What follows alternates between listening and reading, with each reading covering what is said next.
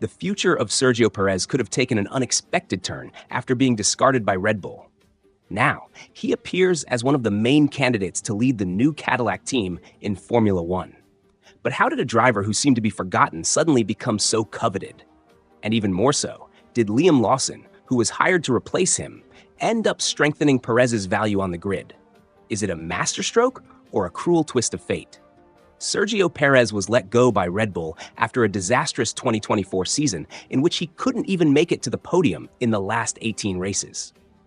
The team didn't hesitate to bring in Liam Lawson to take his place, betting on the young talent from New Zealand. But what happened?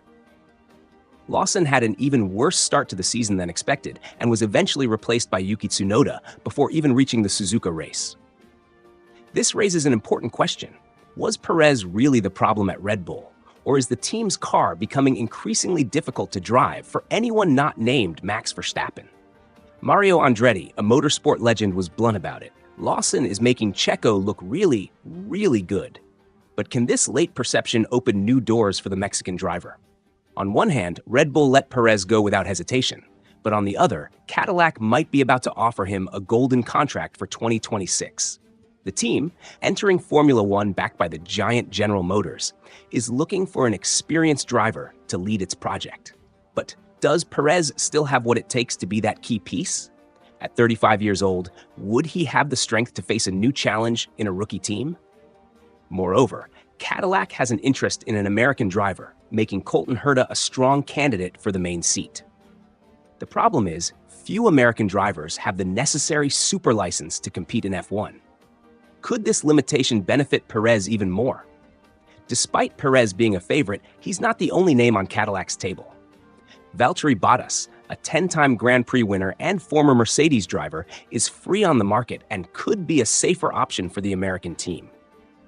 Additionally, Guan Yu Zhou, Sauber's current Ferrari reserve driver, is another strong name due to his relationship with Cadillac's team principal, Graham Loden. But what could tip the scales in Perez's favor? Besides his experience and ability to deliver good results, he brings with him massive financial backing from Mexican sponsors, something essential for a new team. And of course, the visibility of a popular driver like him could be a game changer. Meanwhile, Gabriel Bortoleto continues to earn praise from Gunter Steiner regarding Nico Hülkenberg. No doubt, Sauber has bet on a combination of experience and youth for 2025.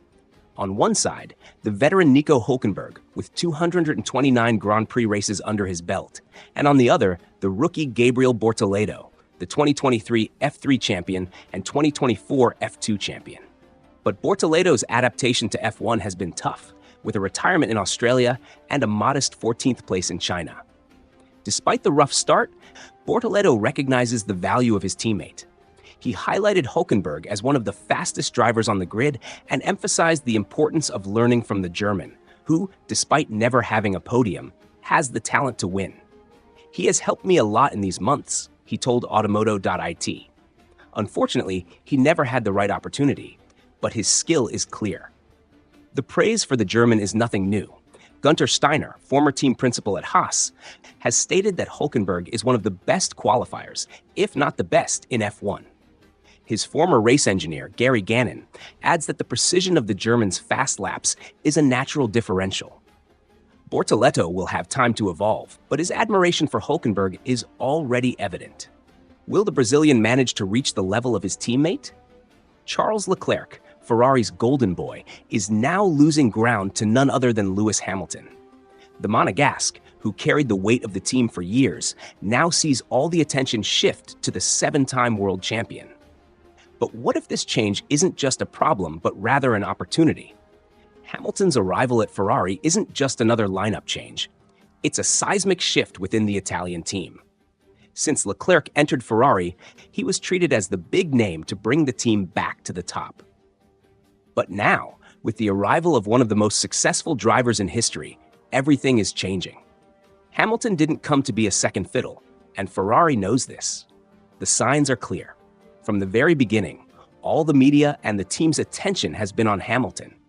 The Briton visited the factory, was treated like a true star, and even little details like his love for pizza were discussed more than any move from Leclerc. The question is, Does this mean Charles has been internally demoted, or is this just a natural reflection of the impact of a giant like Hamilton? Historically, the weight of expectations at Ferrari is something that can crush even the best drivers.